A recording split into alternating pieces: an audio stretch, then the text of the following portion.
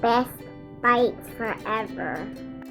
Hi everyone, I'm Chef Alicia, and in this video you'll learn how to make these French-style green beans with almonds. Be sure to stay tuned to the very end of the video for a bonus chef's tip. I'm starting off here with some very well salted water, and there I was using iodized salt. I'm going to bring this up to a rolling boil, and then I'm going to add in my green beans, which I have already rinsed and trimmed the ends of.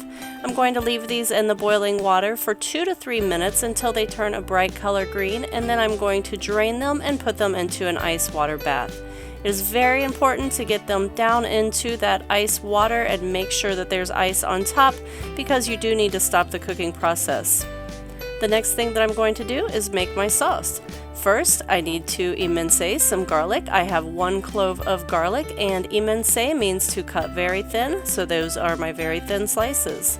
The next thing that I'm going to do is cut up 1 small shallot, and I'm also just going to slice this into nice little thin slices. And here is the thickness that I'm looking for, just so that you have a good idea. Cut up the other piece of your shallot and set that over to the side. Here I have 1 lemon. I'm going to use one side of it for juice, and I'm going to use the other side of it for garnish. So I'm going to cut 3 thin rings here. And then I want to stack these 3 rings up and cut a little slit on one side from the middle down. That way when I garnish my green beans, I can give it a little twist and put them right on top. Put those over to the side, and I made a last minute decision to go ahead and use some lemon zest too, so that goes over to the side. And then I'm going to squeeze the other half of that lemon. I'm looking for about 3 teaspoons of lemon juice. And here I have my slivered almonds. 2 to 3 ounces will work great for 8 ounces of green beans. Over here in this pan, I've melted 2 tablespoons of butter. I'm adding in my shallots and garlic, and I'm going to stay on medium heat here, maybe a little bit lower. You definitely want to keep a moderate heat with this. The next thing is some freshly cracked black pepper and about 1/2 teaspoon of kosher salt. I'm going to stir this around until my shallots become fragrant and translucent, and then I'm going to add in my almond slivers. Once you put your almond slivers into the pan, it is very important that you're stirring about every 30 seconds to a minute, and definitely keep a close eye on the pan, because you do not want to burn these, and they will burn easily.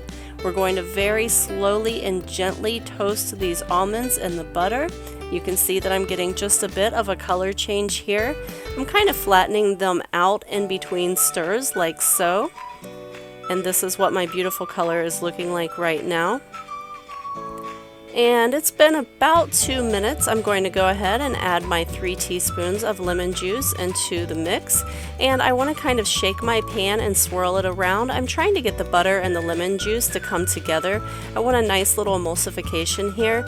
If it doesn't seem to come together, or if it looks a bit oily, you can add about 1 tablespoon of water into there, which I'm going to do right now. And again, just give it a little shake and a little swirl, and it should come together beautifully for you. This is looking absolutely perfect, so I'm ready to add in my green beans. I'm going to reduce my heat down to low, put my green beans in here, and toss them around just enough to get them warm, and then they are ready to plate up. Make sure you do stay tuned to the very end of this for a bonus chef's tip on this video. You can easily add some holiday flair to this dish with pomegranate seeds. The easiest way to remove the seeds is to first quarter your pomegranate,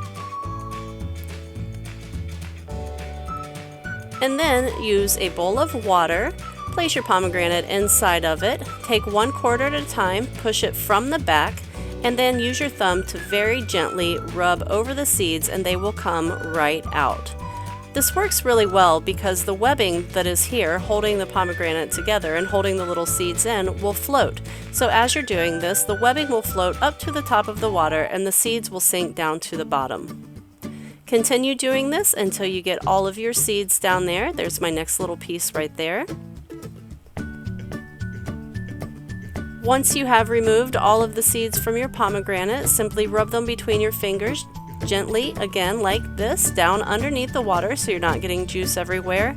Remove the webbing that's floating up on the top, and you are going to be left with this beautiful pile of pomegranate seeds. Wasn't that easy? Thanks for watching, everyone.